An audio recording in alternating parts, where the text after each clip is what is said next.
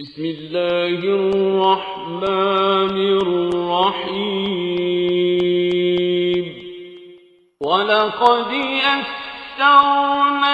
الْقُرْآنَ لِلذِّكْرِ فَهَلْ مِن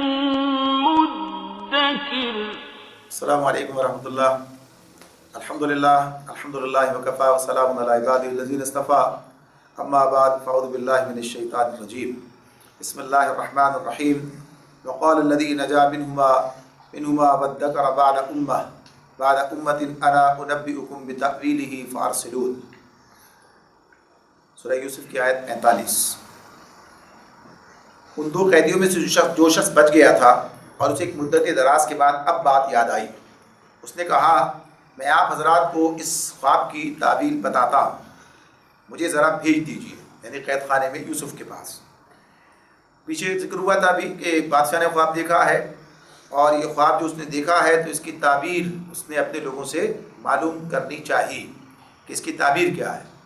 یہ پتہ چلے کہ یہ خواب کس قسم کا تھا اور اس قسم کے خواب کی کیا تعبیر ہو سکتی ہے۔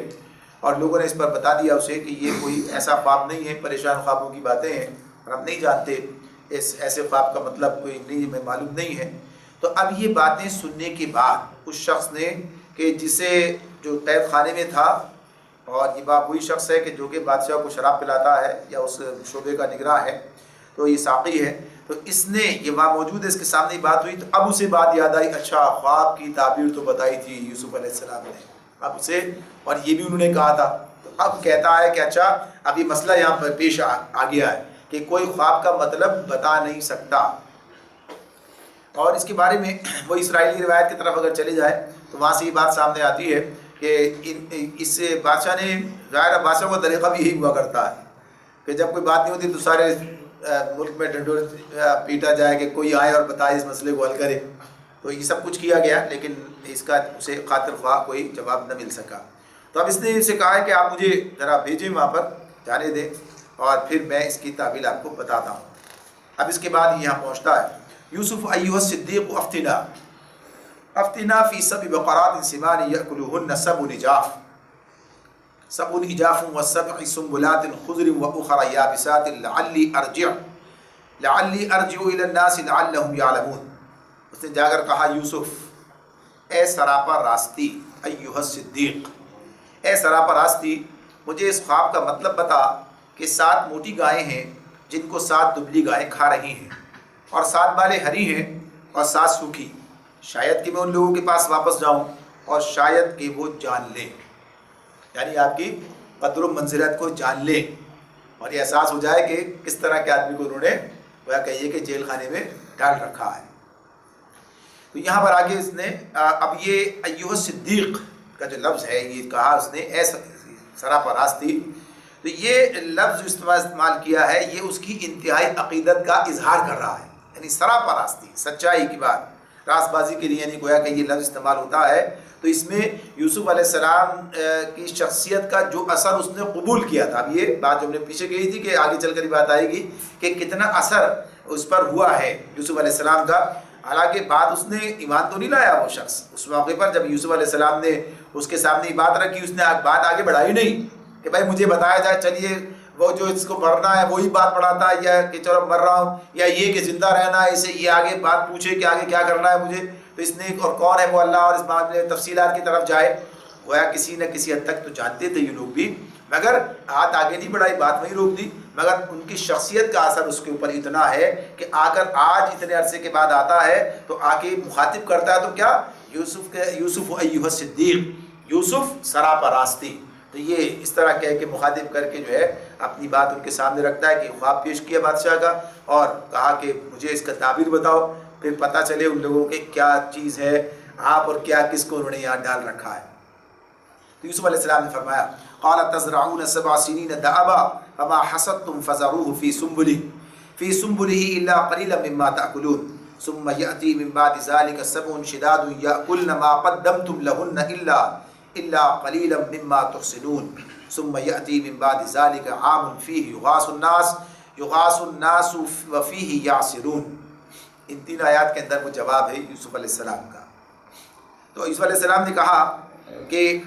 7 برس تک تم لوگ لگاتار کھیتی باڑی کرتے رہو گے، یعنی 7 برس ٹھیک رہیں گے، اچھے رہیں گے، 7 برس تک لگاتار تم لوگ کھیتی باڑی کرتے رہو گے۔ اس دوران میں جو فصلیں تم کاٹو اس میں سے بس تھوڑا سا حصہ جو تمہارے خوراک کے کام آئے نکالو، اور باقی کو اس کی بالوں ہی میں رہنے دو۔ پھر 7 برس بہت سخت آئیں گے، اس زمانے میں وہ سب غلہ کھا لیا جائے گا جو تم اس وقت کے لیے جمع کرو گے، اگر کچھ بچے گا تو بس وہی جو تم نے محفوظ کر رکھا ہو۔ اس کے بعد پھر 1 سال ایسا آئے گا جس میں باران رحمت سے لوگوں کی فریاد رسی کی جائے گی اور وہ رس نچوڑیں گے۔ یہ ایک ہی مرحلے میں ایک ہی موقع پر جو ہے یہ پوری بات ان کے سامنے یوسف علیہ السلام نے رکھ دی، یعنی خواب کی پوری تعبیر مکمل بتائی، اور نہ صرف خواب کی تعبیر بتائی بلکہ اس مسئلے کا حل بھی ساتھ ساتھ بتا دیا۔ اور یہ بات نہیں رکھی کہ پہلے مجھے رہا تو کرو، ایسے لوگوں کو بتاؤں، یا یہ کہ چلو پہلے بادشاہ کے پاس لے کے چلو وہیں چل کے بتاتا ہوں، یعنی وہیں چل کے بتائیں گے، ذرا یہاں سے قید خانے میں ڈال رکھا ہے یہ۔ تو اب یہ کتنی بے لوثی کی بات سامنے آ رہی ہے اس معاملے میں، کس طریقے سے انہوں نے گویا کہ یہ بات کہی ہے کہ ٹھیک ہے اگر یہ بات اس طرح ہے تو اب سوال پوچھا ہے تو سوال کا جواب بھی دیا ہے، اور صرف جواب ہی نہیں دیا بلکہ اس سے آگے کی بات بھی بتائی ہے۔ یعنی ایک طرف کہ اس کے حل کیا ہے اس کا، تو کہا کہ کس طرح سے اتنا غلہ نکالو جتنا تم استعمال کرو، باقی کو اس کی بالوں ہی میں رہنے دو، یعنی یہ اس کو محفوظ رکھنے کا طریقہ ہے جس موقع پر وہ بتا رہے ہیں، ورنہ غلے کے اندر کیڑا لگ جاتا، غلہ ایسے رکھ دیا جائے، تو کہا کہ بالوں ہی میں رہنے دیا جائے، اگر وہ بالوں ہی میں رہے گا تو پھر اسے کیڑا نہیں لگے گا۔ تو اس اعتبار سے گویا یہ 7 سال کے بعد استعمال ہونا ہے، اسے آج جمع کر رہے ہیں اور 7 سال کے بعد اسے استعمال میں آنا ہے، تو اسے حفاظت کا انتظام بھی ہونا ہے اس کے لیے۔ تو اس طرح سے گویا کہ یہ کہ انہوں نے ساتھ ساتھ اس کا حل بھی بتایا، اور پھر مزید ایک بات اور بھی بتائی جو اس کا تذکرہ اس خواب میں نہیں ہے، اور وہ بات کیا ہے، ثم یأتی من بعد ذلک عام فیہ یغاث الناس وفیہ یعصرون، کہ اس کے بعد یعنی 7 سال تو اچھے خوشحالی کے ہیں، پھر 7 سال جو ہیں اس کے بعد یہ قحط کے ہیں، اور پھر 1 سال 15واں سال جو آئے گا تو دوبارہ پھر خوشحالی کا سال آئے گا۔ اب یہ اس کے اندر یہ بات تو خواب میں تو نہیں تھی، لیکن انہوں نے اپنی طرف سے مزید یہ بات بتائی اس بنیاد پر کہ جب قحط 7 سال ہے تو 8واں سال پھر قحط کے ختم ہو جانے کے بعد کیا خوشحالی کا ہے، بات سمجھ میں آتی ہے، سیدھی سی بات ہے یہ۔ تو یہ تسلی کا ساتھ بھی سوال کہ 7 سال کے قید کے بعد پھر 8ویں سال کے اندر یہ صورتحال بدل جائے گی، یعنی تمہیں فراوانی اللہ تعالیٰ عطا فرما دیں گے، رس نچوڑیں گے، یعنی ہر چیز جو ہے وہ رسدار ہوگی، اور اس طرح سے یہ خوشحالی کا دور ہوگا۔ تو اس میں یہ بات اس طرح انہوں نے بیان کی، اور وفیہ یعصرون کہہ کر بتا دیا کہ چارہ بھی اچھا ہوگا اور دودھ بھی اچھا ہوگا، ہر چیز جو ہے یعنی وافر مقدار میں اس طرح پانی بارش سب چیزیں ہو جائیں گی۔ وقال الملك ائتوني به فلما جاءه الرسول قال ارجع الى ربك فاسأله ما بال النسوة اللاتي قطعن أيديهن ان ربي بكيدهن عليم۔ اب یہ بات کہ بادشاہ نے کہا اسے میرے پاس لاؤ، مگر جب شاہی فرستادہ یوسف علیہ السلام کے پاس پہنچا تو اس نے کہا اپنے رب کے پاس واپس جا اور اس سے پوچھ کہ ان عورتوں کا کیا معاملہ ہے جنہوں نے اپنے ہاتھ کاٹ لیے تھے، میرا رب تو ان کی مکاری سے واقف ہی ہے۔ یعنی درمیان میں یہ بات بھی چھوڑ دی گئی کہ وہ بات جو ہے جو آیا تھا ساقی پوچھنے کے لیے، پوچھ کے گیا اور جا کر بتایا، اور بادشاہ کو بڑا اطمینان ہوا اور سمجھ میں آئی بات، اور کہا لے کے آؤ انہیں میرے پاس، کہا ڈال رکھا لے کے آؤ، ظاہر سی بات ہے باقی بات پوچھیں بات چلے، تو اب بلوایا ہے بادشاہ نے۔ اب یہ بات کہ بادشاہ نے بلوایا ہے، اب یہ معاملہ جس طرح سے پہلے یوسف علیہ السلام نے کہا تھا کہ اسے جا کر بتانا، تو بتانے کا مطلب یہ تھا کہ اسے پتہ چلے صورتحال کیا ہے، اس معاملے پر غور کرے دیکھے۔ اب تو بادشاہ خود بلوا رہا ہے، یعنی اب تو پتہ چل گیا، بادشاہ بلوا بھی رہا ہے کہ بھیجا ہے اس نے کہ بلاؤ میرے پاس لے کر آؤ، اور آیا ہے لینے والا کہ لے جانے کے لیے، لیکن اب یوسف علیہ السلام نے جانے سے انکار کر دیا۔ اب یوسف علیہ السلام نے کیا کہا، نہیں واپس جاؤ، یعنی واپس بادشاہ کے پاس واپس جاؤ، اپنے رب کے پاس واپس جاؤ اور اس سے پوچھو، فاسألوا، اس سے پوچھو کہ ان عورتوں کا کیا معاملہ ہے جنہوں نے اپنے ہاتھ کاٹ لیے تھے، جنہوں نے اپنے ہاتھ کاٹ، ان عورتوں کا معاملہ دریافت کرو، میرا رب تو ان کی مکاری سے واقف ہی ہے۔ یعنی اس طرح سے بات کی ہے کہ گویا کہ بادشاہ کو بھی یہ بات معلوم ہے کہ معاملہ ہے کیا، یعنی بات ایسی نہیں کہ اس سے بھی ناواقف ہے وہ، تو کہا ان سے پوچھو پتہ چلے کہ کیا معاملہ ہے۔ جہاں تک میرے رب کا معاملہ ہے کہ اسے تو میری یعنی بے گناہی کا حال معلوم ہی ہے، لیکن میری رہائی سے پہلے تمہیں اس معاملے کی تحقیق کر لینی چاہیے. یہ نہیں کہ بس پیغام آیا اور بس چل پڑے. یعنی اب ظاہر اتنے عرصے کے بعد 8-9 سال کے بعد رہائی کا موقع آ رہا ہے تو اب اور بادشاہ بلا رہا ہے تو بس چلنا چاہیے. تو کہا نہیں، رہائی سے پہلے اس معاملے کی تحقیقات کر لینی چاہیے جس کی بنا پر مجھے جیل میں ڈالا ہے، تاکہ پتہ چلے کہ میری جو یہ رہائی ہے یہ مجرم ہونے کی بنیاد پر نہیں ہے کہ چلو مجھے کوئی NRO دے دیا گیا یا میرے ساتھ کوئی ایسا معاملہ کر لیا گیا کچھ میرے گناہوں پر پردہ ڈال کر اور کسی بنیاد پر معافی دے کر یہ معاملہ کیا جا رہا. نہیں، میری بے گناہی کو ثابت ہونا چاہیے، یعنی میری بے گناہی سامنے آنی چاہیے تو پتہ چلنا چاہیے کہ معاملہ کیا ہوا ہے. یعنی اس معاملے پر تحقیق کی جائے. میں گناہ کا داغ اپنے اوپر لے کر باہر آنا نہیں چاہتا. یعنی یہ بات جو ہے تو اس اعتبار سے یہ معاملہ جو اس طرح سے پیش کر رہے ہیں وہ. تو اب آپ دیکھیے اس موقع پر جو صورتحال سامنے آتی ہے کہ ایک ایسا شخص جو اتنے عرصے سے قید میں ہے اور اتنے عرصے کے بعد اب اسے گویا کہیے کہ قید سے نکالنے کی بات ہو رہی ہے اور اسے بلایا جا رہا ہے. تو اب اس نے جانے سے انکار کر دیا کہ پہلے یہ معاملہ طے کرو، پہلے یہ جو ہے معاملہ طے کرو اور طے کرنے کے بعد پھر مجھے یعنی اس حیثیت میں کہ معاملہ جو ہے سامنے آئے. اور یہ ساتھ ساتھ کہ میرا تو جانتا ہی ہے، یعنی یہ بات تو پتہ ہی ہے اور لوگ جانتے تھے. بہرحال تو یہ کہ تحقیق کے ساتھ یہ معاملہ ہونا چاہیے، بغیر اس کے اس داغ کو لے کر ساتھ میں آنا یہ کسی طرح بھی قابل قبول نہیں ہے. یہ معاملہ صاف تحقیقات ہونی چاہیے. تو اس موقع پر یہ بات اس کا مطالبہ کون کرتا ہے؟ جو واقعی بے قصور ہوتا ہے، جو معصوم ہوتا ہے، یعنی جس نے جرم نہیں کیا ہوتا وہی یہ مطالبہ کرتا ہے کہ بھائی یہ معاملہ ہونا چاہیے، صاف کر کے بلایا جائے. تو اس میں ورنہ جو مجرم ہے وہ تو کہے گا چلو اچھا ہے کہ بغیر اس کے ہی کام ہو گیا، ورنہ شاید بات کھل جاتی ہے کیا ہوتا. تو اس موقع پر یہ گویا کہیے انہوں نے اس بات کو ایک مثال کے طور پر ہمارے سامنے رکھ دیا کہ انسان کو یہ معاملہ اپنے سامنے اس طرح رکھنا چاہیے، خصوصیت سے وہ لوگ جنہیں آ کر دنیا کے اندر کچھ کام کرنا ہے. یعنی یہ جو کام ظاہر سی بات ہے کہ یہ تو اب رسول ہیں، اس حیثیت سے اپنی ذمہ داری ادا کریں گے، کام کریں گے. تو اس معاملے میں یہ بات کسی طرح بھی یہ مناسب ہی نہیں ہے، کسی بھی طرح درست ہی نہیں ہے. تو اب انہوں نے یہ بات جو ہے اس کے سامنے رکھی. تو آگے بات چلتی ہے. قال ما خطبكن اذ راوتن يوسف عن نفسه قلنا حاشا لله ما علمنا عليه من سوء قالت امرأة العزيز الآن حسس الحق انا راودته عن نفسه وانه لمن الصادقين. اس پر بادشاہ نے عورتوں سے دریافت کیا تمہارا کیا تجربہ ہے اس وقت کا جبکہ تم نے یوسف کو رجھانے کی کوشش کی تھی. سب نے یک زبان ہو کر کہا حاشا للہ، ہم نے تو اس میں بدی کا شائبہ تک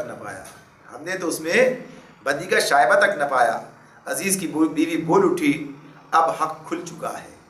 وہ میں ہی تھی جس نے اس کو پھسلانے کی کوشش کی تھی، بے شک وہ بالکل سچا ہے. معاملہ کتنا کس حد تک کیا موقع ہو گیا، کیا مقام بن گیا، کیا دنیا کے سامنے بات آ گئی. یعنی سوچنے کی بات ہے کہ اگر اس کے بغیر وہ جاتے اور اس وقت میں جانا اور اب اس وقت کو، یعنی اس صورتحال کے اندر کیا کیفیت بنی ہوگی اس معاشرے کے اندر. یعنی جہاں 8-9 برس کے بعد اب یہ صورتحال ہے کہ کیسا مقدمہ جس کا ذکر 8-9 کس کو کتنا یاد رہتا ہے اور کیا پھر سے معاملہ شروع ہو رہا ہے. تو اب لوگوں کے ذہن میں کیسے وہ سارا کا سارا تازہ ہو گیا ہوگا، کیا معاملہ ہوا اور کس طریقے سے اتنا عرصہ ایک شخص کو جو ہے جیل میں ڈال کر رکھا. اور اس صورتحال کے اندر یہ کیفیت جو ہے اب سب بادشاہ کے سامنے، اس کے اپنی نظر کے اندر بھی اور پوری مملکت کے اندر بھی. تو یہ بات یوسف علیہ السلام کی شخصیت اس طرح سے گویا نکھر کر سامنے آئی ہے اور اس طریقے سے گویا ان کی شخصیت کی خوبیاں لوگوں کے سامنے آئی ہیں کہ کس قدر پاکیزہ سیرت کا انسان ہے یہ. یعنی اس کے کیا کردار ہے، اس کا کیا، اس نے کس طریقے سے یہ وقت گزارا ہے اور کیا اس کے ساتھ ظلم اور زیادتیاں کی گئی ہیں. تو یہ گویا کہیے کہ یوسف علیہ السلام کا یہ کردار جب اس موقع پر سامنے آتا ہے اور اتنے بلند حوصلے کے انسان کے طور پر وہ سامنے آتے ہیں تو لوگ جو ہے گویا ان کے بارے میں ان کی رائے اور زیادہ، یعنی پہلے اگر بہتر تھی تو اور زیادہ بہتر ہو جاتی ہے. اور یہ بادشاہ کے سامنے جب یہ سارا معاملہ آتا ہے اور وہ جب دیکھتا ہے کہ یہ شخص کس طریقے سے اس کا کردار کیا رہا اور کیا اس کے ساتھ ہوا تو گویا اب اس کے دل میں کتنی جگہ بنی ہے. یہ جو کیا کہہ دیا یوسف علیہ السلام نے اٹھ کر وہاں پر اس کے ساتھ ملاقات کے اندر کہ خزائن ارض میرے حوالے کر دیے جائیں، زمین کے خزانے میرے سپرد کر دیے جائیں، تو ایسے کہہ دیا. یعنی معاملہ تو اسی اعتبار سے ہے کہ یہ مقام بنا، یعنی ان کی کردار، ان کی شخصیت جو ہے اس مقام تک ایسی بن کر سامنے آئی کہ کوئی اس لائق، اس قابل شخص اس کہیے کہ معاشرے میں اس وقت موجود نہیں تھا، اتنا با اعتماد، اتنا امانت دار، اتنا با کردار، تو جو ان کی شخصیت اب سامنے آ رہی ہے، تو اس بنیاد پر یہ فضا جو بنی ہے، جو سازگار ہو گئی ہے، تو اب اس موقع پر یوسف علیہ السلام نے کام کیا ہے۔ تو یہ اب آگے بات چلتی ہے تو اس میں وہی بات کہتے ہیں ذالک لیعلم، یعنی پوری بات ابھی ان کی سامنے نہیں آئی، اب یوسف علیہ السلام مزید کہتے ہیں ذالک لیعلم انی لم اخنہ بالغیب وان اللہ لا یہدی کید الخائنین وما ابرئ نفسی ان النفس لامارۃ بالسوء الا ما رحم ربی ان ربی غفور رحیم وقال الملك ائتوني به استخلص لنفسي فلما كلمه قال انك اليوم لدينا مكين امين۔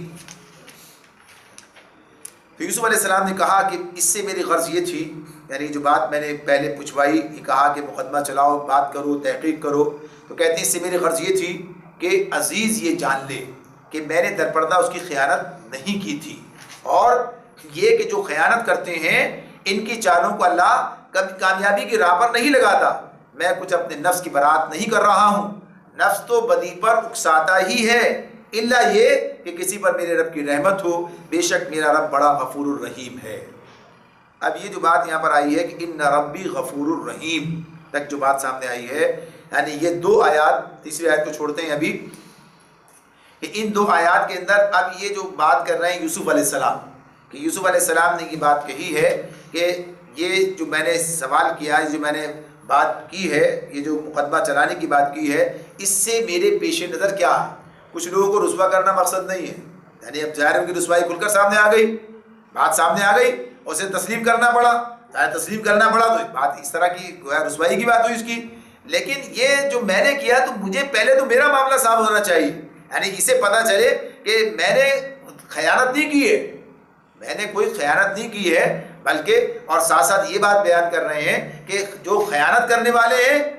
اللہ تعالیٰ ان کو کامیابی کی راہ پر نہیں لگاتا، یعنی ان جو ہے وہ اس طریقے سے کامیاب ہو جائیں، بالآخر کامیابی یوسف علیہ السلام کے قدم چوم رہی ہے، حالات ان کے حق میں بن گئے ہیں، تو یہ خیانت کرنے والوں کے نہیں ہو سکتا ایک معاملہ، تو یہ بات واضح ہو جائے، پتہ چل جائے، سامنے آ جائے یہ چیز، اور ساتھ ہی ساتھ یہ کہ بہرحال میں اپنے نفس کی برات نہیں کر رہا ہوں، بلکہ یہ اپنے آپ میں کوئی خوبی بیان کر رہا ہوں کہ صاحب میں ایسا اور ایسا، بلکہ بات یہ کہ یہ معاملہ صاف ہونا چاہیے، اور نفس تو بدی پر اکساتا ہے، الا یہ کہ کسی پر میرے رب کی رحمت ہو، بے شک میرا رب بڑا غفور الرحیم ہے، جو بچنا چاہتا ہے اسے بچاتا ہے۔ تو یہ ان کا یہ کہہ دینا، اپنی بات کو ان کے سامنے واضح کرنا ہے کہ اس کے پیچھے مقصد کیا ہے۔ اب یہاں پر ایک سوال پیدا ہوتا ہے جس کو مولانا نے بھی واضح کیا ہے اس پر، کہ بعض لوگوں نے سب نے نہیں، بعض لوگوں نے یہ جملہ بھی جو پہلے یعنی آیت نمبر 51 کے بعد 52 اور 53 جو ہے، ان سب کو امراۃ العزیز کا صحیح قول قرار دیا، اس لیے کہ درمیان میں کوئی ایسا قرینہ یعنی کوئی ایسی چیز نہیں ہے جس سے ان دونوں کو الگ الگ کیا جائے کہ یہ بات کس کی اور یہ بات کس کی، ایک کی بات چل رہی تھی، آگے بھی بات چلتی چلی جا رہی ہے، لیکن پھر اس پر انہوں نے یہی بات کی ہے کہ جو ویسے کوئی عربی کے قاعدے اس کے مطابق الگ نہیں نظر آتا، لیکن گفتگو جو بتا رہی ہے، الفاظ جو بتا رہے ہیں وہ یہ بتا رہے ہیں کہ یہ کس کے الفاظ ہو سکتے ہیں، یہ الفاظ امراۃ العزیز کے ہو سکتے ہیں، یا یہ الفاظ جو جس نے خیانت کرنے کی کوشش کی تھی کر نہ سکی، یعنی معاملہ تو اس نے اس حد تک کر گزری تھی، یا یہ الفاظ، یا اتنا جرم اتنا بڑا کیا کہ 8-9 سال ایک شخص کے جو ہے جیل میں گزروا دیے، یہ کتنا بڑا جرم ہے یہ۔ تو یہ معاملہ جو ہے، یا یہ الفاظ جو ہیں یوسف علیہ السلام کے، تو الفاظ خود اپنے آپ کو واضح کر رہے ہیں، اور اسی بات کو اسی طرح سے یعنی معارف القرآن نے بھی مولانا شفیع صاحب نے اس کو اسی طرح نقل کیا ہے کہ یوسف علیہ السلام ہی کا قول ہے، یعنی وہ یہ بات کہہ رہے ہیں جو بات اس مقام پر بیان کی جا رہی ہے، نہ کہ یہ امراۃ العزیز کی بات ہے۔ گو کہ اس بات کو کہنے والے بھی چند قدیم مفسرین ہیں کہ جنہوں نے کہا کہ یہ اسی کا قول ہے، لیکن قرینہ جو گفتگو کا ہے وہ یہ بتا رہا ہے کہ یہ قول جو ہے خود یوسف علیہ السلام کا ہے۔ تو مولانا نے بھی اس کو عبداللہ مودودی رحمۃ اللہ نے بھی اسے کہا، اور مولانا یہ جو ہے معارف القرآن میں مفتی شفیع رحمۃ اللہ علیہ نے بھی یہی کہا کہ یہ بھی انہیں یعنی یوسف علیہ السلام کا ہی قول ہے۔ اب آگے بادشاہ کہتا ہے وقال الملک اتونی به استخلص لنفسی فلما کلمه قال انک اليوم لدینا مکین امین. بادشاہ نے کہا انہیں میرے پاس لاؤ تاکہ میں ان کو اپنے لیے مخصوص کر لوں. جب یوسف نے اس سے گفتگو کی تو اس نے کہا اب آپ ہمارے ہاں قدر و منزلت رکھتے ہیں اور آپ کی امانت پر پورا بھروسہ ہے. یعنی اب یہ وہ مقام آ گیا کہ جب بادشاہ وقت جو ہے وہ یوسف علیہ السلام سے یہ بات کہہ رہا ہے کہ اب یعنی آپ کی جو یہ صورتحال سامنے آئی ہے، اب اس سے پہلے یعنی اس صورتحال کے اندر آپ کا جو مقام بلند ہوا ہے، جو مقام اب بادشاہ کی نظر میں اور سارے لوگوں کی نظریں بنا ہے، اور خصوصیت سے بادشاہ کہہ رہا ہے اس کے پاس جو مقام بنا ہے تو کہتا ہے کہ اب آپ ہمارے پاس بڑی قدر و منزلت رکھتے ہیں، مکین امین، اور سیاست کیا ہے یعنی آپ کی امانت پر پورا بھروسہ ہے. یعنی اب انہوں نے گویا کہیے کہ اس کا اظہار کیا ہے. اب اس اظہار کا مقصد کیا ہے، مطلب کیا ہے، اور اس موقع کو استعمال کرنے کی بات کیا ہے کہ اب اس موقع پر جبکہ اس نے اس بات کا اظہار کیا اور یوسف علیہ السلام پر پورے اعتماد کا اظہار کیا، اور اس پورے اعتماد کے ساتھ ساتھ یہ بات کہی کہ آپ پر کی امانت پر پورا بھروسہ بھی ہے. اب اس موقع کو گویا کہیے کہ یوسف علیہ السلام نے استعمال کیا، یعنی اس موقع کو استعمال کیا کہ اب اس موقع پر ظاہر سی بات ہے ایک رسول کے، ایک نبی کے پیش نظر مقصد کیا ہے، وہ اپنے مقصد کی طرف پیش قدمی کرتا ہے. اگر مقصد کی طرف پیش قدمی آسان راستے کے ذریعے سے ہوتی ہے اور اسے ایسے واقع میسر آ رہے ہیں کہ جس کے ذریعے سے وہ اسے اپنے جو مقصد ہے اسے حاصل کر سکے، تو اسے کوئی رکاوٹ، اسے دیر تو نہیں کرنی ہے. تو گویا اس درجے کا جب اعتماد کا اظہار کیا گیا تو انہوں نے کہا قال اجعلنی علی خزائن الارض انی حفیظ علیم. یوسف علیہ السلام نے کہا اس موقع پر ملک کے خزانے میرے سپرد کر دیجئے، میں حفاظت کرنے والا بھی ہوں اور علم بھی رکھتا ہوں، علم بھی رکھتا ہوں. تو اس معاملے میں یہ بات جو اس کے اندر بیان ہوئی ہے یہ بڑی یعنی وضاحت اس کی ضروری ہے، اور اس پر بھی گفتگو کافی لوگوں نے کی ہے کہ اب یہ خزائن الارض جو مانگے ہیں یعنی طلب کیے ہیں، وہ کہیے یہ کوئی درخواست نہیں ہے کہ جو بادشاہ کے حضور پیش کی جا رہی ہے کہ جناب اب یہ منصب مجھے دے دیا جائے، یہ ملازمت میں مجھے قبول کر لیا جائے، یا مجھے کوئی خزانے کا افسر بنا دیا جائے، یا کوئی مجھے وزیر مالیات بنا دیا جائے. یعنی یہ مقصد نہیں ہے کہ یہ کوئی ملازمت کی بات ہو رہی ہے، بلکہ اس موقع پر جو خزائن الارض کی بات ہے تو اس کا مطلب یہ ہے کہ اب یہ میرے حوالے کر دیا جائے تو میں اس سارے نظام کو، اس سب چیزوں کو بہتر، جب آپ نے خود ہی تسلیم کیا ہے کہ میں امین ہوں اور میں یہ سب کام کر سکتا ہوں، تو اسے میرے حوالے کر دیں تاکہ میں اس کام کو، انی حفیظ علیم، میں حفاظت کرنے والا بھی ہوں اور علیم بھی ہوں، میرے پاس وہ سارا علم ہے، اس کی بنیاد پر یہ سب کام درست طریقے سے کیا جا سکتا ہے. تو اس موقع پر انہوں نے یہ بات جو کی ہے وہ اس اعتبار سے کہ اب جو مقام ان کا بن گیا تھا اس معاشرے کے اندر، اور جس طرح سے لوگ ان کے سامنے گویا کہیے کہ ایک طرح سے مفتوح ہو گئے تھے اور خود بادشاہ بھی، تو اس کا مقصد یہ تھا کہ اب وہ اپنے مقصد کی طرف پیش قدمی کریں، آگے بڑھیں. تو اس موقع پر پہنچنے کے بعد انہوں نے اس راستے کو اختیار کیا اور بادشاہ سے وہ گویا کہیے کہ اس مملکت کے اندر اپنے لیے راستہ یعنی کام کرنے کا راستہ، یعنی اس اعتبار سے کہ میرے حوالے کر دیا جائے تو میں اس کام کو انجام دے سکوں گا، یعنی میں اس کام کو جو آپ کے پیش نظر ہے وہ بھی کروں گا اور جو میرا مقصد ہے وہ کروں گا. تو اس میں یہ بات بالکل واضح طور پر سامنے آتی ہے ہمارے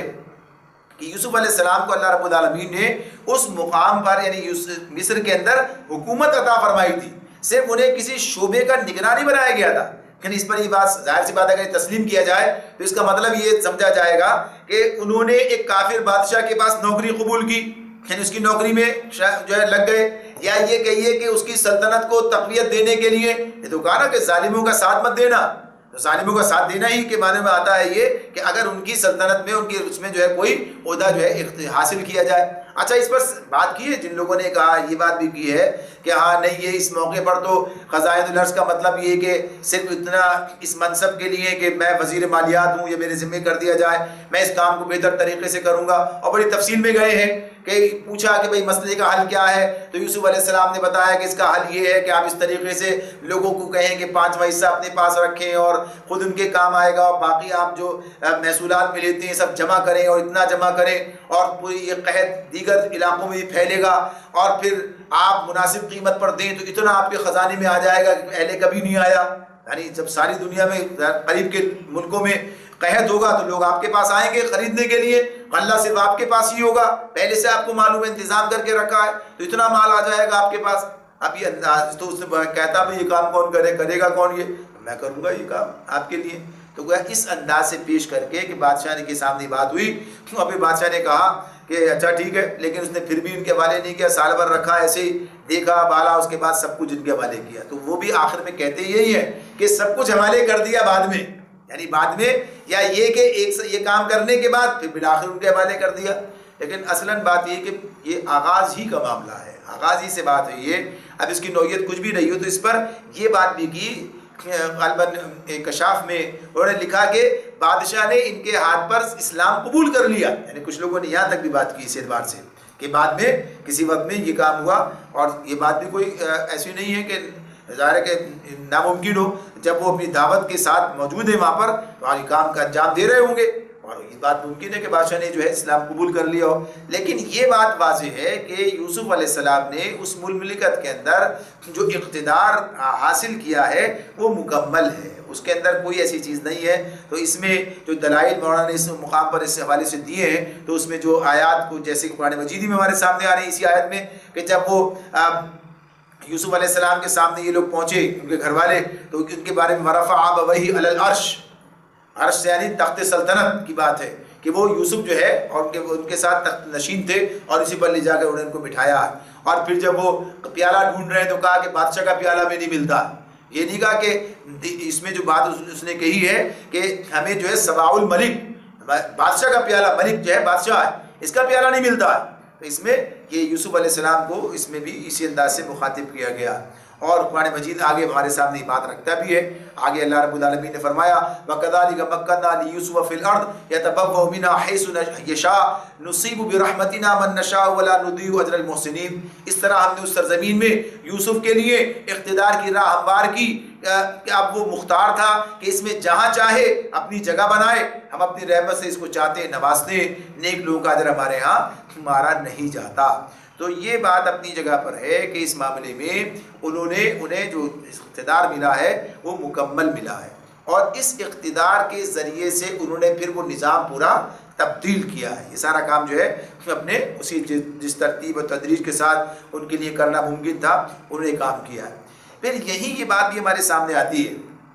کہ ایک شخص، اب ان کے ساتھ کوئی امت نہیں ہے، کوئی ساتھی نہیں ہے، کوئی ان کے ساتھ جو ہے جماعت نہیں ہے، یعنی یہاں پر یہ بات بھی ہمارے سامنے آ رہی ہے کہ انہوں نے خالص اسلامی اخلاق اور ایمانی فراست و حکمت کے ساتھ میں تنہا وہ کہیے کہ ایک ملک کو مسخر کیا ہے، اس بنیاد پر، اس اعتبار سے مسخر کیا، یہ صورت جو ان کی بنی ہے۔ تو یہ ہمارے سامنے بات آتی ہے کام کرنے کے کہاں کیا کیا امکانات اور کیا کیا طریقے موجود ہوتے ہیں، اور اللہ تعالیٰ کیا کیا مثالیں ہمارے سامنے رکھ دیتے ہیں۔ تو یہ معاملہ ان کے ساتھ اس کی چاکری کا نہیں ہے کہ انہوں نے کافر بادشاہ کی جو ہے ملازمت قبول کر کے بالآخر اس کے اندر راستہ بنا لیا ہے، بلکہ اس اعتبار سے یہ ہے کہ انہوں نے اس حد تک اس کو متاثر کر دیا ہے، اور اس حد تک جو ہے وہ یعنی ملک اور اس کے باشندے ان سے متاثر ہو چکے ہیں کہ ان کی بات کو انہیں پہلے مرحلے میں ہی قبول کر لیا، یعنی اقتدار کو۔ اور اصل یہی چیز ہے کہ جب اصل نظام کی تبدیلی اس طرح سے انجام پا جائے اور لوگ آزاد ہوں لوگ کہ اپنی مرضی چاہے اسلام قبول کریں چاہے کفر پر رہیں۔ تو یہ بات اپنی جگہ پر دعوت کا عمل بھی جاری تھا، اور اب اسلام کو اپنی اصل شکل میں وہ دیکھ سکتے تھے، یعنی جیسے جیسے وہ اپنے جگہ پر انجام پاتا گیا، یعنی اپنی پوری اصل شکل میں آیا، جو بھی مرحلے اس کے رہے ہوں وہ تفصیل ہمارے سامنے نہیں آتی ہے، لیکن ظاہر سی بات ہے کہ جب ہم یہ تسلیم کرتے ہیں کہ یوسف علیہ السلام اللہ کے نبی ہیں، تو پھر یہ تسلیم کے بغیر چارہ نہیں ہے کہ انہوں نے جو کام کیا ہوگا وہ کیا تھا، تو اللہ نے سپرد کیا ہے، یعنی اس دین کو قائم کریں جو ان کے پاس ہے موجود، یعنی اور یہ اس کے بعد جو ہے ظاہر سی بات ہے کہ پھر سارا معاملات ہے کہ یہی سلسلہ چلا ہے، ان کے بعد بھی قائم رہا ہے۔ تو اس میں یہ بات ہمارے سامنے واضح ہو کر آ جاتی ہے کہ کام کرنے کے راستے کہاں کیسے لوگوں کے سامنے نکلتے ہیں۔ اگر قید خانے میں کام کرنے کی بات ہے تو وہاں انہیں اپنے آپ کو منوایا ہے، اب اسی اعتبار سے ان کی سیرت، ان کا کردار، ان کا اخلاق جو ہے اس نے یہ دن بھی دکھا دیا کہ یہاں پر پہنچے تو یہاں پر اللہ رب العالمین نے ان کے لیے راستہ ہموار کر دیا اور بادشاہ نے اس کو تسلیم کر لیا۔ تو پھر پڑھتے ہیں اس آیت کو وَكَذَلِكَ مَكَّنَّا لِيُوسُفَ فِي الْأَرْضِ يَتَبَوَّأُ مِنْهَا حَيْثُ يَشَاءُ نُصِيبُ بِرَحْمَتِنَا مَن نَّشَاءُ وَلَا نُضِيعُ أَجْرَ الْمُحْسِنِينَ۔ اس طرح ہم نے اس سرزمین میں یوسف کے لیے اقتدار کی راہ ہموار کی وہ مختار تھا کہ اس میں جہاں چاہے اپنی جگہ بنائے. ہم اپنی رحمت سے جس کو چاہتے ہیں نوازتے ہیں. نیک لوگوں کا اجر ہمارے ہاں مارا نہیں جاتا. ولا نضيع اجر المحسنین. محسن بننے کی بات تو کی جائے پہلے. جب محسن بنیں گے پھر بات ہوگی کہ ہاں اجر ملا کہ نہیں ملا. تو یہ اجر کہاں ہے؟ دنیا کے اندر بھی ہے, آخرت کا تو ہے ہی اپنی جگہ پر, دنیا میں بھی. تو اللہ رب العالمین نے یہ چیز بھی نے اثر یہاں پر عطا فرما دی ہے کہ اسی اعتبار سے گویا کہ یہ مقام انہیں مل گیا ہے. اور پھر اگلی آیت میں کہتے ہیں وَلَا أَجْرُ الْآخِرَةِ خَيْرٌ لِلَّذِينَ آمَنُوا وَكَانُوا يَتَّقُونَ. اور آخرت کا اجر ان لوگوں کے لیے زیادہ بہتر ہے جو ایمان لے آئے اور تقوی کے ساتھ کام کرتے رہے, تقوی کی روش اختیار کی. وَكَانُوا يَتَّقُونَ. تو ساتھ ساتھ یہ بات اللہ رب العالمین نے واضح طور پر عطا فرما دی ہے, ہمارے سامنے رکھ دی ہے کہ دنیاوی حکومت و اقتدار کو بھی یعنی یہ نیکوکاری کا اور اس کا اصلی اجر حقیقی اجر یہ مت سمجھیے, بلکہ اصل جو ہے وہ تو اللہ رب العالمین کے پاس ہے. اور ایک مومن کا مطلوب و مقصود وہی ہونا چاہیے, یعنی آخرت کا اجر. دنیا کے اندر کی کامیابی یہ تو ثانوی درجے کی چیز ہے, اور دنیا میں کامیابی ہم کیا چاہتے ہیں؟ اللہ کا دین قائم ہو جائے, اللہ کا دین قائم ہو جائے تاکہ جو ہماری ذمہ داری ہے وہ ادا ہو اور دنیا کے اندر خیر و بھلائی کے سرچشمے پھوٹ نکلیں. یعنی یہ پیش نظر ہے. باقی خود ذاتی کوئی اقتدار کا معاملہ ہے, ذاتی کوئی نہ یہ کسی کے پیش نظر رہا ہے, اور جس کے پیش نظر رہا ہو وہ پھر اسلام کا کام نہیں کر سکتا, اقامت دین کی بات نہیں ہوگی. اگر اپنی ذات کا معاملہ سامنے آ گیا تو معاملہ پھر انسان کا اس طرح سے نہیں رہتا ہے. اچھا, اس کے اندر یہ بحث بھی آئی ہے, یعنی جیسے یوسف علیہ السلام نے اس موقع پر کہا کہ مجھے آپ حوالے کر دیں, تو یہ بات تمہارے پاس ہے کہ اگر کوئی شخص خود سے کوئی عہدہ مانگے تو اس کے لیے تو منع دی ہے, اس کی تو یعنی نفی کی گئی ہے, منع کیا گیا اس کے بارے میں. بلکہ نبی کرم صلی اللہ علیہ وسلم نے عہدوں کے مانگنے والوں کو یعنی وہ عہدہ نہیں دیا اور کہا کہ جو مانگے گا ہم اسے نہیں دیں گے, ہمارے یہاں یہ کام نہیں ہوتا ہے. تو یہ نبی کرم صلی اللہ علیہ وسلم نے تعلیم دی ہے, بتایا ہے, اور اس کو پسند نہیں کیا گیا کہ آدمی خود کسی منصب کا جو ہے مطالبہ کرے, منصب کا خواہش مند ہو. تو یہ یہاں پر خواہش مندی کی بات نہیں ہو رہی ہے. یہاں جو معاملہ ہے یہاں تو اس کام کے لیے آگے بڑھ کر راستہ نکالنے کی بات ہے. یعنی اب اس کام کو انجام دینے کے لیے یہ منصب وہ منصب نہیں ہے کہ جس کو اسی اعتبار سے کہ بادشاہی کے اندر کوئی منصب مجھے مل جائے, تو منصب نہیں, بلکہ یہ وہی بات ہے کہ پورے اقتدار کو ہاتھ میں آئے تاکہ اللہ کا دین قائم و نافذ کیا جائے. یہ تو ایک مسلمان کا مقصد ہے ہی اس معاملے میں, چاہے وہ اپنی ذات کے ذریعے سے اس کام کو کرے, چاہے اپنی جماعت کے ذریعے سے اس کام کو کرے. یعنی ذاتی اپنی ذات کے لیے اسے نہیں چاہیے. ذات کے لیے جب چاہیے ہوتا ہے جب اس کی اس کو منع کیا ہے اور اس کے معاملے میں ممانعت اس کی سامنے آتی ہے. لیکن جب اس مقصد کے لیے اگر آدمی فرد کی حیثیت سے موجود ہے, جیسے اب جماعتیں ہیں اور جماعتیں بات کرتی ہیں کہ اللہ کا دین قائم کرنے کے لیے میدان عمل میں اتری ہوئی ہیں, اور ظاہر سی بات ہے کہ اقتدار ان کے ہاتھ میں آتا ہے اور پھر اس کے اپنے افراد کے ذریعے سے اس کام کو انجام دیتی ہیں. تو افراد کے پیش نظر ذاتی حیثیت میں اگر یہ بن جائے تو یہ کام نہیں ہوگا, اور یہ نہ مطلوب ہے, نہ اسلام اس طریقے سے آتا ہے. یہ تو اسی طرح ہے کہ جب کوئی افراد کا گروہ جدوجہد کر رہا ہوتا ہے تو یقین پھر انہی میں سے لوگ ایسے بھی ہوتے ہیں جو اس کام کے لیے ذمہ داری ان کے سپرد کی جاتی ہے. تو یہاں پر یہ بات واضح ہے کہ پیش نظر مقصد اللہ کی رضا, آخرت کا اجر اور آخرت کی کامیابی ہے. یہ دنیاوی جو کامیابی ہے, فتح ہے, یہ تو دوسرے درجے کی بات ہے کہ اس کو اللہ رب العالمین نے بھی کہا ہے وَأُخْرَىٰ تُحِبُّونَهَا نَصْرٌ مِّنَ اللَّهِ وَفَتْحٌ قَرِيبٌ. اب وہ دوسری چیز جو تمہیں محبوب ہے یعنی قریب فتح, تو اللہ آپ یہ بتا دیجئے کہ وہ بھی انہیں ملے گی قریب میں. وَجَاءَ إِخْوَةُ يُوسُفَ فَدَخَلُوا عَلَيْهِ فَعَرَفَهُمْ وَهُمْ لَهُ مُنْكِرُونَ. یوسف کے بھائی مصر آئے اور اس کے ہاں حاضر ہوئے, اس نے انہیں پہچان لیا مگر وہ اس سے ناآشنا تھے. اب یہ سارا قصہ بیچ کا سارا چھوڑ دیا ہے اور اب پھر اسی بات پہ جانے, مقصد جو ہے بات کا اس مقصد کو سامنے رکھا گیا ہے. تو اب وہ پورا دور سارا اللہ نے اس سے کوئی بحث نہیں کی ہے. کس وقت منتقلی ہوئی اقتدار کی, کیسے ہوئی, کس طرح سے ہوئی, کیا وقت لگا, کیسے. اب وہ 7 سال جو فراوانی کے تھے, جو کاشتکاری جس میں اللہ نے سب کچھ عطا کیا تھا, یعنی حالات ٹھیک تھے, ان کے اندر کیا انتظام کیا پہلے بیان تو کر چکے تھے چند جملوں کے اندر, لیکن اس کی تفصیل میں اللہ تعالیٰ نے بات نہیں کی. بلکہ اب یہاں سے بات کا آغاز ہوا کہ اب وہ قحط کا زمانہ ہے اور قحط جو ہے ظاہر ہے قریب کے اور دیگر ممالک کے اندر بھی ہے، تو اب لوگ وہاں سے مصر آ رہے ہیں یہاں پر غلہ حاصل کرنے کے لیے کہ یہاں غلہ موجود ہے اور لوگوں کو دیا جا رہا ہے۔ تو یہاں پر وہ تو اسی طرح سے یوسف علیہ السلام کے بھائی بھی جو ہیں وہ بھی وہاں سے آئے، کنعان سے آئے نکل کر، اور آ کر جو ہے انہوں نے یہاں پر کہ پتہ چلا تھا کہ یہاں جو ہے غلہ مل رہا ہے تو یہاں پر آئے۔ اب جب وہ یہاں آئے ہیں تو ان کے تو وہم و گمان میں بھی یہ بات نہیں ہو سکتی کہ یوسف علیہ السلام کو اس مقام پر دیکھیں گے، لہٰذا ان کا تو ظاہر سی بات ہے تبدیل بھی ہو گئے، بچے سے اس وقت تک پہنچ گئے، یہ صورت ہو گئی۔ تو ایک تو بات یہ، دوسرے اس مقام پر تصور بھی ان میں بھی نہیں آئے گی بات، لیکن یوسف علیہ السلام نے ان کو پہچانا، یعنی ان کے اندر کوئی اتنی بڑی تبدیلی بھی نہیں ہے، نظر بھی آ رہے ہیں، پہچان لیا ان کو اس اعتبار سے۔ اور یہ بھی کہا جاتا ہے کہ انہوں نے جب آتے تھے لوگ تو ان سے گفتگو کرتے تو اس کے نتیجے میں بات سامنے آتی، تو یہ بہرحال انہیں پہچانا، انہیں جانا انہوں نے، مگر وہ جو ہے یوسف علیہ السلام کو پہچان نہیں سکے۔ اب اس موقع پر یوسف علیہ السلام نے ان سے جو گفتگو شنید کی ہے اسی گفتگو کے اندر باقی باتیں بھی آئی ہیں۔ اس کا ذکر آ کے آتا ہے کہ انہوں نے پوچھا ہے کہ تمہارے اور بھائی کتنے ہیں، یہ سب باتیں ہوئی ہیں۔ انہوں نے بتایا کہ یعقوب علیہ السلام کی اولاد ہیں ہم، اور ہمارے 12 بھائی ہیں، اور ایک بھائی، ہم 12 بھائی ہیں، ایک بھائی جو ہے جنگل میں کھو گیا تھا، اور ایک جو ہے وہ باپ کے پاس ہے اور وہ ان سے زیادہ انسیت رکھتے ہیں لہذا اسے وہاں روکا ہے۔ تو یہ سارا قصہ آگے آتا ہے۔ وَلَمَّا جَهَّزَهُم بِجَهَازِهِمْ قَالَ ائْتُونِي بِأَخٍ لَكُم مِّنْ أَبِيكُمْ أَلَا تَرَوْنَ أَنِّي أُوفِي الْكَيْلَ وَأَنَا خَيْرُ الْمُنزِلِينَ۔ پھر جب اس نے ان کا سامان تیار کروا دیا تو چلتے وقت ان سے کہا، اپنے سوتیلے بھائی کو میرے پاس لانا، دیکھتے نہیں ہو کہ میں کس طرح پیمانہ بھر کر دیتا ہوں اور کیسا اچھا مہمان نواز ہوں۔ فَإِن لَّمْ تَأْتُونِي بِهِ فَلَا كَيْلَ لَكُمْ عِندِي وَلَا تَقْرَبُونَ۔ اگر تم اسے نہ لاؤ گے تو میرے پاس تمہارے لیے کوئی غلہ نہیں ہے، بلکہ تم میرے قریب بھی نہ پھٹکنا۔ یعنی اب یہ جو بات یہاں تک پہنچی ہے تو یقیناً یہ گفتگو ہوئی ہوگی تبھی یہ بات سامنے آئی،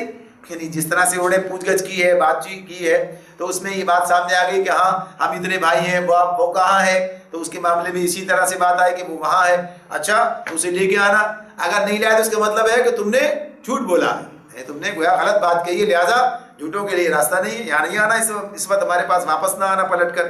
تو اس معاملے میں یہ بات یا یہ بات بھی انہوں نے اس میں بیان کی ہے کہ شاید انہوں نے اپنے بھائی کے لیے بھی غلے کی بات کی ہو، یعنی یہ طے کیا ہوا تھا، اس طرح سے دے رہے تھے کہ ایک آدمی کے لیے ایک بار شتر، یعنی ایک اونٹ جتنا بوجھ اٹھا سکتا ہے اتنا جو ہے اس کو غلہ اس کو دیا جائے، ایک آدمی کے راشن بندی کا سمجھ لیجیے کیفیت ہے، تو یہ بات طے کر رکھی تھی۔ تو اس میں بتا دیا تھا کہ ٹھیک ہے یہ طریقہ ہے، یعنی 5-5.5 من کی بات ہوتی ہے کہ اتنا اس پر آیا کرتا تھا، تو یہ اسے ایک آدمی کو دیتے تھے۔ تو اب اسے کہہ دیا، ان کا ذکر آ گیا تو کہا کہ اب اس کو لے کے آنا، پہچان تو گئے تھے اور جان گئے تھے کہ ہاں یہ معاملہ ہے، تو اپنے بھائی کو بلانے کا انتظام کیا اور کہا کہ اسے بھی ساتھ لے کے آنا، اور نہ لائے تو گویا کہیے کہ پھر تمہیں یہ نہیں ملے گا۔ قالوا سنراود عنہ اباہ وانا لفاعلون، انہوں نے کہا کہ ہم کوشش کریں گے کہ والد صاحب اسے بھیجنے پر راضی ہو جائیں اور ہم ایسا ضرور کریں گے۔ وقال لفتيانه اجعلوا بضاعتهم في رحالهم لعلهم يعرفونها اذا انقلبوا الى اهلهم لعلهم يرجعون۔ یوسف علیہ السلام نے اپنے غلاموں کو اشارہ کیا کہ ان لوگوں نے غلے کے عوض جو مال دیا ہے وہ چپکے سے ان کے سامان ہی میں رکھ دو۔ یہ یوسف نے اس امید پر کیا کہ گھر پہنچ کر وہ اپنا واپس پایا ہوا مال پہچان جائیں گے یا اس فیاضی پر احسان مند ہوں گے، اور عجب نہیں کہ پھر پلٹیں۔ یعنی ایک بات تو یہی ہے کہ یہ ظاہر سی بات ہے کہ اتنا ان کے ساتھ اس نے سلوک ہو گیا کہ جو مال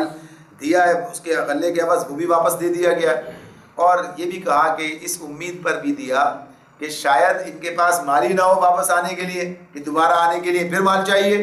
اب قیمت ہی نہیں ہوگی تو کہاں سے آئیں گے، چلو یہ قیمت واپس، تاکہ یہ تو موجود ہوگی تو پھر تو آنے میں کوئی رکاوٹ بھی نہیں ہوگی۔ تو یہ گویا کہیے کہ یوسف علیہ السلام نے تدبیر کی اس معاملے میں اپنے طور پر کہ وہ چاہتے تھے یہ، اور یہ بھی کہا لوگوں نے کہ بھائیوں سے لینا قبول نہ کیا، کہ بھائیوں سے غلے کی قیمت لیں، اور یہ بھی کہا کہ پھر انہوں نے اپنی جیب سے جو ہے اس کو اپنے جو ملک کا خزانہ ہے جس میں داخل کیے لیکن ان سے نہیں لیے۔ فلما رجعوا الى ابيهم قالوا يا ابانا منع منا الكيل فارسل معنا اخانا نقتل وانا له لحافظون۔ جب وہ گھر پہنچے تو جب اپنے باپ کے پاس گئے تو کہا ابا جان آئندہ ہم کو غلہ دینے سے انکار کر دیا گیا ہے، لہٰذا آپ ہمارے بھائی کو ہمارے ساتھ بھیج دیجئے تاکہ ہم غلہ لے کر آئیں اور اس کی حفاظت کے ہم ذمہ دار ہیں۔ قال هل آمنكم علیہ الا كما امنتكم علی اخیہ من قبل فاللہ خیر حافظا وهو ارحم الراحمین۔ باپ نے جواب دیا، کیا میں اس کے معاملے میں تم پر ویسا ہی بھروسہ کروں جیسا کہ اس سے پہلے اس کے بھائی کے معاملے میں کر چکا ہوں؟ اللہ ہی بہتر محافظ ہے اور وہ سب سے بڑھ کر رحم فرمانے والا ہے۔ یعنی یہ معاملہ، ایک طرف انہوں نے یہ بات کی، بیٹوں کے سامنے بات رکھ دی، تمہارا معاملہ کیا، تمہارا اعتبار کیا ہے، پہلے تم پر ایک دفعہ جو ہے اعتبار کیا تو کیا نتیجہ نکلا۔ اور بات تو اصل میں یہ ہے کہ اعتبار تم پر نہیں ہے، ہمارے بھروسہ تم پر نہیں ہے، اللہ ہی بہتر محافظ ہے اور سب سے بڑھ کر رحم فرمانے والا ہے۔ یعنی یہ بات تو یعقوب علیہ السلام کو معلوم ہے، اللہ کے رسول ہیں، یعنی یہ معاملہ کوئی ایسا نہیں ان کے سامنے کہ یہ اگر اللہ تعالیٰ جو چاہتا ہے وہی کام انجام پاتا ہے، مشیت اسی کی ہے اس معاملے میں کہ اگر پہلے عبادت نہ ہو سکی تو ظاہر سی بات ہے کہ یہ بات جو ہے اسی بنیاد پر ہے کہ اللہ کو یہ منظور نہیں تھا، اور اگر اب بھی کچھ ہے پیش نظر تو وہی ہوگا جو اللہ تعالیٰ چاہتا ہے۔ تو بنیادی طور پر یہ بات انہیں معلوم ہے، وہ اس موقع پر جو گفتگو ان کے سامنے آئی ہے تو اس پر یہ اندازہ ہو رہا ہے کہ انہیں بیٹوں پر بھروسہ نہیں ہے، پھر بھی ان کے ساتھ بھیجا ہے۔ تو اسی اعتبار سے ہے کہ اللہ تعالیٰ کی جو مشیت ہے وہ اپنی جگہ ہے، تو صرف اندیشوں کی بنیاد پر کام نہیں کیا جا سکتا۔ اندیشوں کی بنیاد پر بیٹے ہیں، لہٰذا ان کے پر اعتماد بھی کرنا ہے، اعتبار بھی کرنا ہے، سب چیزیں ہیں، حالانکہ اندازہ اس بات کا ہو رہا ہے۔ باقی پھر اللہ کے اوپر بھروسے کی بات ہے کہ اللہ تعالیٰ جو چاہے گا، اپنی طرف سے جو احتیاط کرنی ہے وہ کر رہے ہیں، عہد و پیمان لیتے ہیں، ان سے حلف لیتے ہیں، تو اب پھر دوبارہ یہی بات جو ہے وہ سامنے آتی ہے۔ تو اس اعتبار سے انہوں نے کہا کہ یہ تم پر کیا اعتبار کیا جائے، اصل محافظ تو اللہ ہی ہے اور وہ سب سے بڑھ کر رحم فرمانے والا ہے۔ وَلَمَّا فَتَحُوا مَتَاعَهُمْ وَجَدُوا بِضَاعَتَهُمْ رُدَّتْ إِلَيْهِمْ قَالُوا يَا أَبَانَا مَا نَبْغِي هَٰذِهِ بِضَاعَتُنَا رُدَّتْ إِلَيْنَا وَنَبِيرُ أَهْلَنَا وَنَحْفَظُ أَخَانَا وَنَزْدَادُ كَيْلَ بَعِيرٍ ذَٰلِكَ كَيْلٌ يَسِيرٌ۔ پھر جب انہوں نے اپنا سامان کھولا تو دیکھا کہ ان کا مال بھی انہیں واپس کر دیا گیا ہے۔ یہ دیکھ کر وہ پکار اٹھے، ابا جان اور ہمیں کیا چاہیے، دیکھیے یہ ہمارا مال بھی ہمیں واپس دے دیا گیا ہے، بس اب ہم جائیں گے اور اپنے اہل و عیال کے لیے رسد لے آئیں گے، اپنے بھائی کی حفاظت بھی کریں گے اور ایک بار شتر اور زیادہ بھی لے آئیں گے، اتنے غلے کا اضافہ آسانی کے ساتھ ہو جائے گا۔ یعنی بڑے ذوق شوق، بڑے یعنی کوئی جوش جذبے کے ساتھ گویا اب انہوں نے اپنے باپ کے سامنے یہ اصرار کیا ہے۔ تو اب یہ تفصیل انشاءاللہ تعالیٰ اگلی مرتبہ سامنے آتی ہے کہ اب یہ اختتام کی طرف جاتی ہے سورہ یوسف، کہ اب یہ پہنچیں گے وہاں پر، اور وہاں پہنچنے کے بعد پھر وہی جو اللہ تعالیٰ نے ان کے لیے منظور کیا ہے، یعنی اس خواب کی تعبیر کی شکل جو ہے وہ سامنے آ سکے گی۔ اللہ رب العالمین ہمیں سمجھنے اور عمل کرنے کی توفیق عطا فرمائے۔ وآخر دعوانا ان الحمد للہ رب العالمین۔